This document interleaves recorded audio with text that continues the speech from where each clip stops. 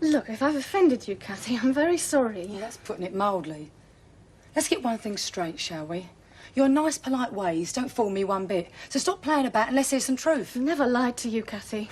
Well, that's funny for a start. You've lied to everyone else. Why should I be different? Anyway, look, that's not the point. You lie all you like. All that bothers me is what you're doing to my son. I'm not doing anything. We're just good friends. It's not what it seems. Oh, come off it, Donna. He's mad about you. It stands out a mile, and you know it. But it suits you to keep on a string, though, don't it, so you can play him off against Simon? That's not true. I've watched him.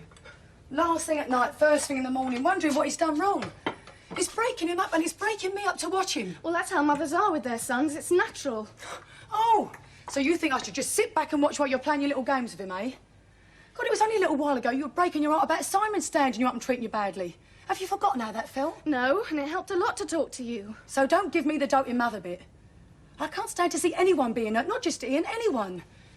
What Simon's doing to you, you're doing to Ian. It's not fair, Donna. He's done nothing to hurt you. I know that.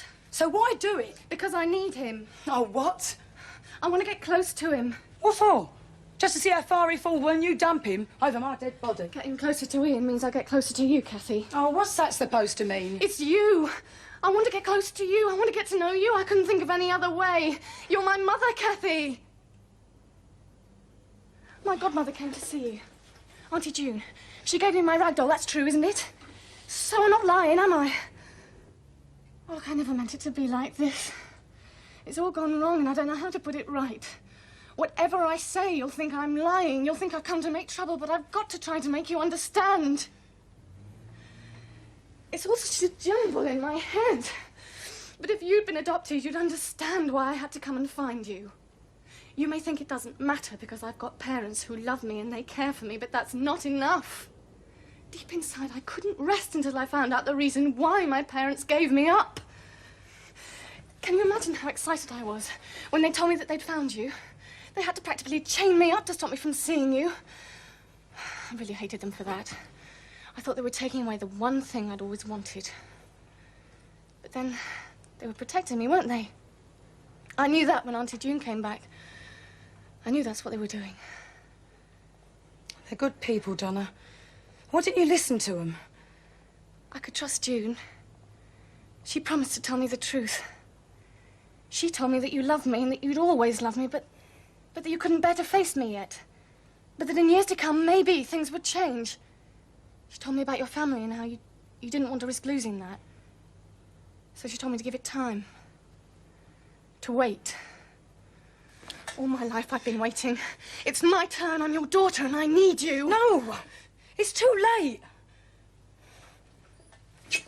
Donna, wait. Don't go. Come and sit down. Let me explain to you. I did what I thought was best all round. It wasn't an easy decision. You were my baby. I let you go, but I didn't forget you. I could never forget. But you and me have taken different roads now. You've got a home, a good life, a lovely family. And so have you, and that's where I belong. No! No, I'm sorry. I knew this would all go wrong. I've practiced and practiced how to say this to you. I've dreamt about this meeting over and over. Donna, you can't... No, listen, just listen.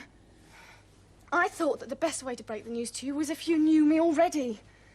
I thought that in time, you'd get to like me and think of me as part of the family. But that all went wrong. All those lies, they backfired on me, and falling for Wixie and Ian getting the wrong idea, it all went wrong.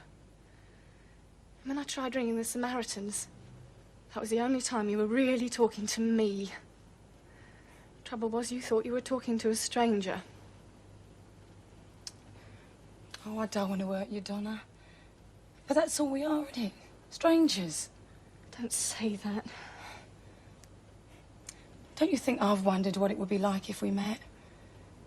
Each year on your birthday, I used to think about what you'd be like now. When your godmother came to see me and she told me how good you were and how you was making a life for yourself, I thought that was great. Knowing your kids got there despite everything. But that was nothing to do with me. That was all down to your mum and dad. I'm nothing, Donna. Giving birth to you is nothing compared to what they've done for you. That's not true. You and me are strangers. We come from different worlds. Let's just leave it as it is, eh?